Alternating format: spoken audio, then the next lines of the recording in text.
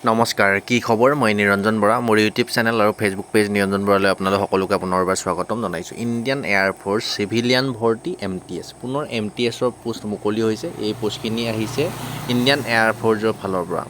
ইয়াত বয়স, কোৱালিফিকেশ্যন কিমান লাগিব, চিলেকশ্যন প্ৰচেছ আৰু বিশেষকৈ এইখিনি পোষ্টত কোনো ধৰণৰ অনলাইন মাধ্যমত নহয়, অফলাইন মাধ্যমত আপোনালোকে এপ্লাই কৰিব লাগিব। বৰ্তমানলৈকে অফিচিয়েল ৱেবছাইটত আছে। অফিচিয়েল ৱেবছাইটত কোনো ধৰণৰ নটিচ নাই, কিন্তু 27 জুন তাৰিখে আপোনালোকৰ অফিচিয়েল ৱেবছাইটত আহি যাব। কিন্তু আগতীয়াকৈ মই ভিডিঅ'বিলাক বহুত চাই থাকোঁ, বহুত জেগাত খুচৰি নটিফিকেশ্যনবিলাক চাই থাকোঁ ন, তাৰ নটিফিকেশ্যন পালোঁ, তাৰ কাৰণে ভিডিঅ'টো প্ৰস্তুত কৰিছোঁ। ভিডিঅ'টো শেষলৈকে চাব। যিসকলে এতিয়ালৈকে মোৰ ইউটিউব চেনেলটো ছাবস্ক্ৰাইব কৰি ৰখা নাই, ফেচবুক পেজটো ফ'ল' কৰি ৰখা নাই, এনেধৰণৰ চাকৰি ৰিলেটেড যদি আপুনি ইনফৰ্মেটিভ ভিডিঅ'সমূহ পাই থাকিব বিচাৰে, ছাবস্ক্ৰাইব ফ'ল' কৰি ৰাখিব। আৰু বিশেষকৈ অফলাইনৰ ভিডিঅ'বিলাক ক'তো নাপাব, অনলি একমাত্ৰ মোৰেই ইউটিউব চেনেলত পাব। আপুনি যদি অফলাইনৰ পোষ্টকেইটাত এপ্লাই কৰি চাকৰি ল'ব পাৰে, বহুত ভাল কথা, কিয়নো ইয়াত কম্পিটিশ্যনবিলাক বহুত কম হয়, বহুতে অফলাইন কৰিবই নাজানে।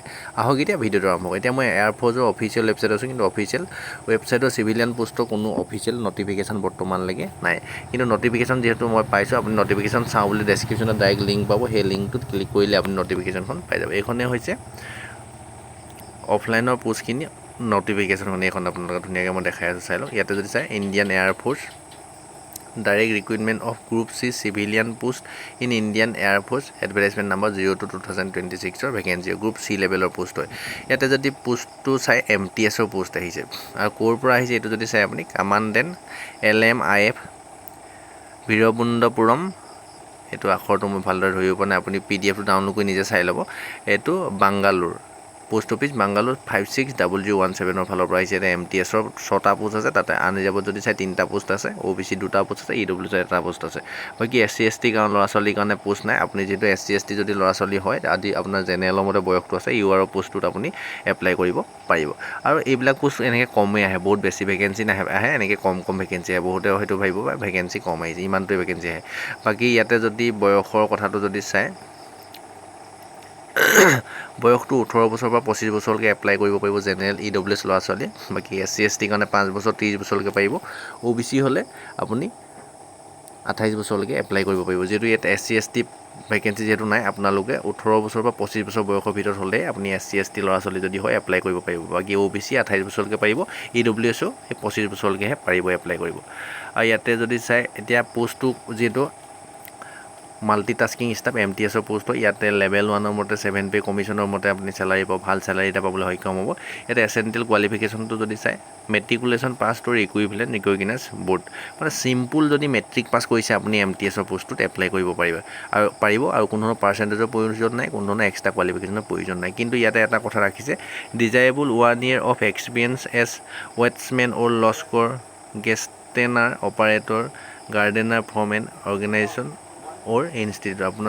আপোনাৰ যদি এক্সপিৰিয়েঞ্চ যদি আছে তেতিয়া ভাল, নাথাকিলেও কোনো কথা নাই, চিম্পল মেট্ৰিক পাছ কৰিলে আপুনি এপ্লাই কৰিব পাৰিব। যিসকলৰ এক্সপিৰিয়েঞ্চ থাকিব তেওঁলোকে প্ৰিফাৰেঞ্চটো অকণমান পাব, বেলেগ কথা একো নাই, নহ'লেও আপুনি এপ্লাই কৰিব পাৰিব। আৰু ভেকেঞ্চিখিনিত চাওক, প্ৰথমতে এক্সামেই হ'ব। এক্সামৰ চিলেবাছটো দিছে, জেনেৰেল ইণ্টেলিজেন্স এণ্ড ৰিজনিং আহিব, নিউমেৰিকেল এপ্টিটিউড, জেনেৰেল ইংলিছ আৰু জেনেৰেল এৱাৰনেছৰ কুৱেশ্যন 4টা টপিকত আহিব। OMR বেছতে এইটো এক্সাম হ'ব, কোনো ধৰণৰ অনলাইনত এক্সাম নহয়। আৰু এপ্লাইটো আপোনালোকৰ 30 দিনলৈকে চলিব বুলি কৈছে। আপোনাৰ ইয়াতে এপ্লাই ডেটটো যদি চাই 27 জুন তাৰিখে আহিব, যিহেতু আপোনালোকৰ অফিচিয়েল ইয়াতে এই ওপৰলৈ এমপ্লয়মেণ্ট নিউজত আহিব বুলি যিহেতু দিয়া আছে, এইটো দিছে 27 জুন আৰু পৰা 3 জুলাই 2026লৈকে আপোনাৰ তাৰ এমপ্লয়মেণ্ট নিউজত এইটো এডভাৰটাইজমেণ্ট আহিব। আপুনি 27 জুনৰ পৰা এপ্লাই চলিলে 30 দিন যিহেতু এপ্লাই কৰিব পাৰিব, 27 জুলাইলৈকে এপ্লাই কৰি থাকিব পাৰিব। আৰু এইখিনি পোষ্টত কোনো ধৰণৰ আপোনাৰ অনলাইন মাধ্যমত নহয়, অফলাইন মাধ্যমত আপোনালোকৰ ফৰ্ম ফিল আপ কৰি পঠিয়াব লাগিব। ইয়াৰ এড্ৰেছটো যদি চাই, এইটো এড্ৰেছ ইয়াতে ওপৰতে যদি দিছে, কামাণ্ডেণ্ট IAM ইণ্ডিয়ান এয়াৰফ'ৰ্চ ভীমন্দপুৰ, এইটো আখৰখিনি এতিয়া স্পষ্টকৈ ধৰিব পৰা নাই, সেইকাৰণে স্পেলিংটো হয়তো ভুল হ'ব পাৰে। পোষ্ট অফিচ বাংগালোৰ, তাৰপৰা 560017 এইটো এড্ৰেছত আপোনালোকে পঠিয়াব লাগিব। আৰু ইয়াতে যদি চাই, এক্সামটো পাছ কৰাৰ পিছতে আপোনালোকৰ ডকুমেণ্ট ভেৰিফিকেশ্যন হ'ব আৰু লগালগ চিলেকশ্যন হ'ব। আপুনি যদি এক্সামত ভাল এটা নম্বৰ পাব পাৰে। ইয়াতে অফলাইনৰ ফৰ্মখনো ইয়াতে দিয়া আছে। আপুনি যিহেতু এপ্লাই চলা নাই, যিদিনা এপ্লাই চলিব সেইদিনা আৰু এটা ভিডিঅ' বনাই সেইদিনা অফলাইন এপ্লাই কৰা PDF-টো আপুনি পাই যাব। এইখন ইয়াতে ফৰ্মখনো ইয়াতে যিহেতু শ্বৰ্ট নটিফিকেশ্যনখনৰ লগতে দিয়া থাকে, এইখিনি দেখিছে ইয়াতে পোষ্ট এপ্লাই তো এইখন ফৰ্মে ফিল আপ কৰি আপুনি অফলাইন মাধ্যমত আপোনাৰ যিমানখিনি ডকুমেণ্ট আছে গোটেইখিনি জেৰক্স কৰি লগত সেলফ এটেচ কৰি ভৰাই দিব লাগিব। আৰু লগতে 10 টকা ষ্টাম্প এটা আপুনি লগত সেলফ এড্ৰেছ মানে নিজৰ এড্ৰেছ লিখি 10 টকা ডাক টিকেট লগাই এটা খাম লগত দি পঠাব লাগে। সেইটো অফলাইন এপ্লাই কৰা ভিডিঅ'টো পাই যাব। আপোনালোকে চেনেলটো ছাবস্ক্ৰাইব কৰি ৰাখিব।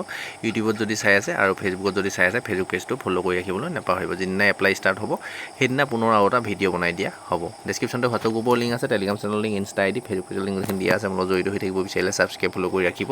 আৰু অফিচিয়েল ৱেবছাইটটোৰ লিংকো ডেছক্ৰিপশ্যনতে পাই যাব। আৰু অফিচিয়েল এইখন যিখন নটিফিকেশ্যনৰ ডাইৰেক্ট লিংকটো ডেছক্ৰিপশ্যনত ক্লিক কৰি আপুনি নিজেও পঢ়ি যাবলৈ ভালদৰে পঢ়ি যাব পাৰিব। ভিডিঅ'টো অকণমান সকলো লগৰ বন্ধু বান্ধৱীলৈ শ্বেয়াৰ কৰি দিব। ধন্যবাদ।